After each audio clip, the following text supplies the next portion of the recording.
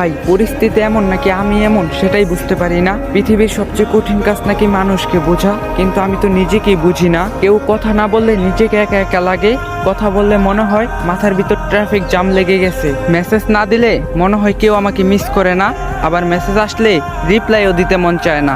Daily profile picture change করতে মন চায়, তবে ছবি তুলতে মন চায় না। একজন ভালোবাসার মানুষ নাই বলে নিজের কাছে নিজে লজ্জিত হই, কিন্তু কারো ভালোবাসা সহ্য করতে পারি না। কেউ একজন আমাকে বুঝতে পারুক, এমন একটা মানুষের জন্য হাজার হাজার অপ্রকাশিত কথা জমিয়ে রাখি, কিন্তু আমিও বুঝতে পারি না আদৌ কি কারো জন্ম হয়েছে আমাকে বোঝার জন্য। চারদিকে এত মানুষ, তারপরও প্রত্যেকটা মুহূর্তে একাকিত্ব চারদিক থেকে ঘিরে রাখে। কোনো দুঃখ নেই, তবুও মন খারাপ করে বসে থাকি।